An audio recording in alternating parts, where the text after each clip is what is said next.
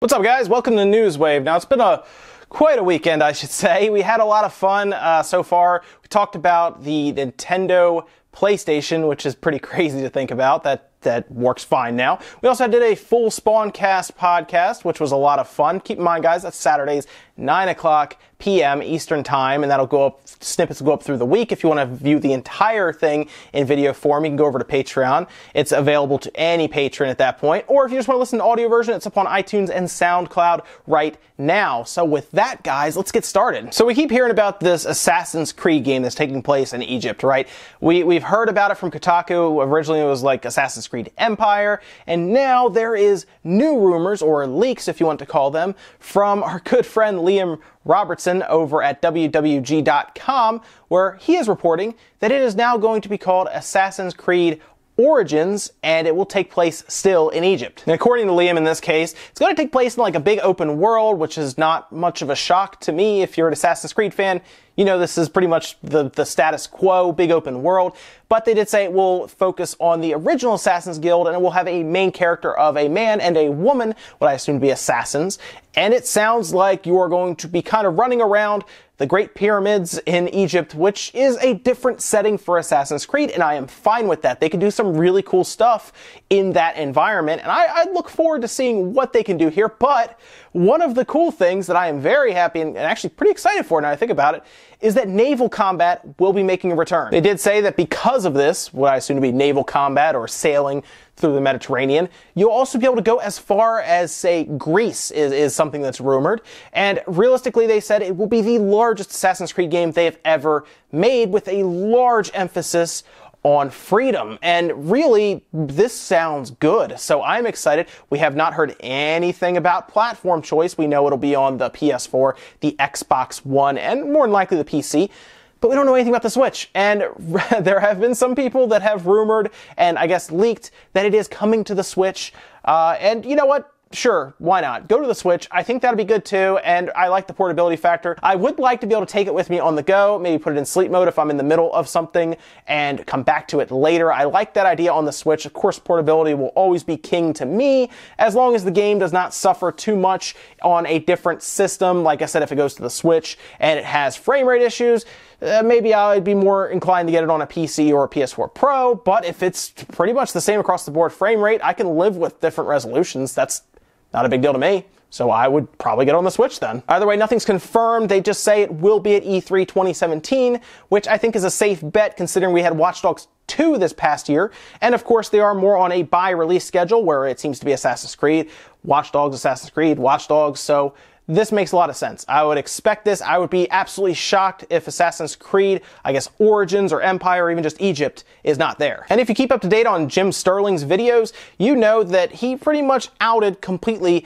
Brash Games. And if you don't know anything about the story, go watch his video. It's very in-depth, and it pretty much exposes a gaming website that was kind of taking advantage of freelancers or people trying to come up in the video game world, which is frustrating for a lot of people, even outside of that, because it is probably one of the hardest things to do is to get into press coverage or anything with video games because it's so saturated, and a lot of times you have to work even harder just to get any kind of foothold. The story goes very quickly that the person who was running Brash Games was pretty much changing review scores to more meet or fall in line with Metacritic scores. And the reason they did this is because they figured that the people writing the reviews, if their opinions varied too much, that they were not doing the job correctly. And in some cases, if you left Brash Games, whether it was on good terms or bad terms, they erased your name completely.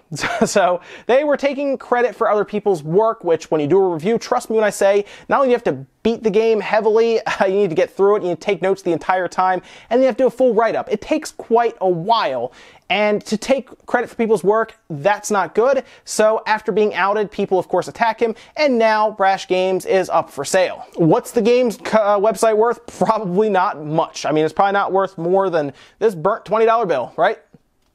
I doubt it. So it's probably not going to sell for much. It'll probably sell for, I don't know, $10. It seems like they want serious offers, which tells me that they actually want money for this website, which is one of the worst things I've ever seen because it's not even their work and they're trying to sell it. So I'm not really sure what they are thinking. I guess they want to get something out of it so they can jump out of this fire that is Brash Games.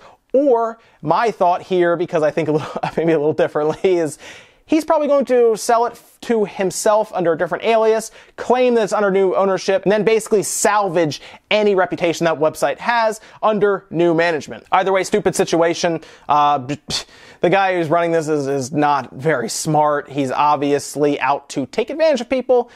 And I hope the site just doesn't sell, because that'd be funny. And if you missed my video last night, the Nintendo PlayStation is out there. It now works completely. Ben Heck fixed it 100% sound. Super Nintendo games and CD-based games or just audio work fine. Awesome piece for the retro gaming community. Like I said, check out my video yesterday if you want a little more backstory on that. Very, very cool though. I don't think I'll ever see it in person. There's probably only one of them right now, and that's the one we see with Ben Heck and of course Dan and Terry, but very cool nonetheless. I hope it goes into a museum or something, or it is at least preserved for good, because that is a massive missing link that we've had for the longest time without any context for or what we even thought it looked like. And now we know. So I hope it at least sticks around in the public's eye, because it's very cool to see something like that kind of unearthed. And we got a better idea of how ARMS will control without the motion control. So if you were lucky enough to go to one of the Nintendo events, whether through press coverage or just the one that was open to the public like I did, you had a chance to play ARMS. And I have to say, with the motion controls, it played fine.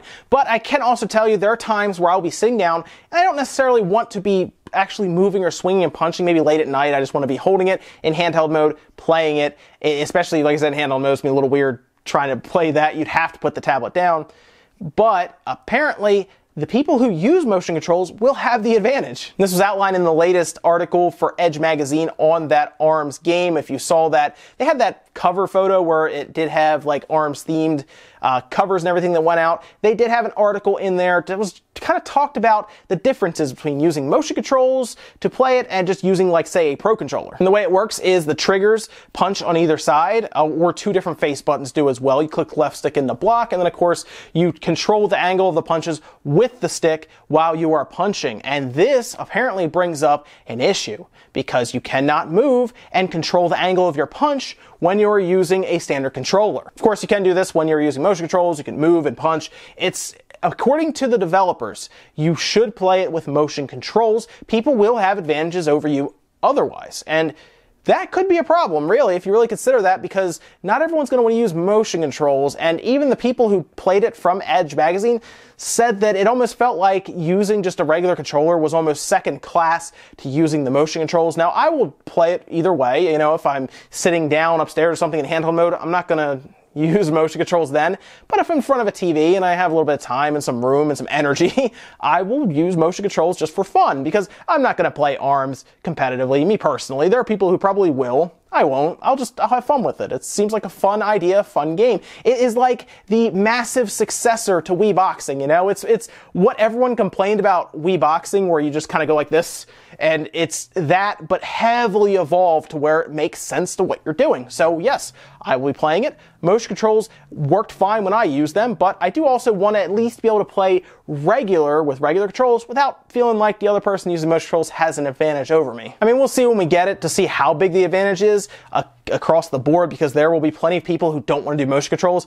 We'll see if they end up complaining that the motion control people are beating them up pretty good, and maybe then you have to move around if you want to play competitively. And guys, if you missed it over the weekend, we had a new time come in for speedrunning Super Mario 64 on the Nintendo 64, where they would speedrun it for all 120 stars. The big barrier people were trying to break is this hour and 40-minute barrier that felt almost unbreakable at one point, because this is the most speedrun, I guess you'd say, in terms of like submissions. Mario 64 gets the most submissions next to Ocarina of Time on the Nintendo 64. I mean, tons, over 1,000 submissions for this. And what happened is someone finally broke through that barrier, and his name is Alan Alvarez. Took him 1 hour, 39 minutes, and 57 seconds. So he beat it by 3 seconds. And you can see he was pretty emotional. I mean, this was a big deal to him. He's been playing it so long. Finally breaks through it, and it was massive. He had a big stream going, which you can watch his entire run on YouTube right now. And by the way, if you were doing these speedruns, you're ridiculous at Super Mario 64, because if you go back and watch some of the people who are now going back to try to do a Let's Play of it, especially maybe younger audience who wasn't there when it first came out, it's not easy to control. It just isn't. Most people will tell you, it's fine. It's not. It was not the best for 3D platformers if you go back and try it now. The camera got in the way so much. Anyway, some of the stuff these people are doing, flips, kicks, like crazy amounts of tricks that are happening in front of them when they're doing it. I mean, they're flipping all over the place and landing in the exact spot so that their time makes sense, is insane. It's one of the crazy, you will watch this and be mesmerized for a little while they collect, 20 stars in like 10 minutes. It's crazy. Go watch it though. It's a lot of fun. It's really cool to see how they conquer some of those really difficult stars in seconds. I'm not even kidding. It's insane.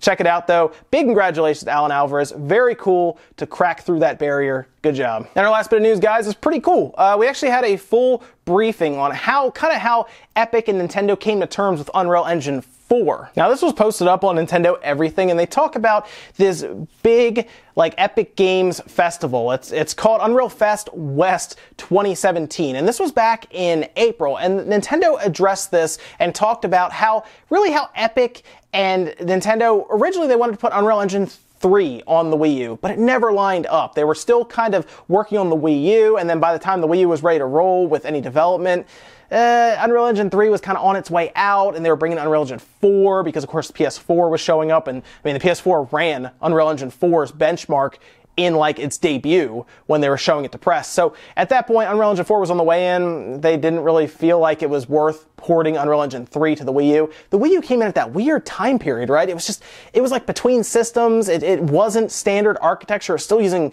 really a GameCube processor, just heavily built up from there. It was still using PowerPC, and at that point, it just wasn't worth it to them. And this was still another thing that really hurt the Wii U, I think.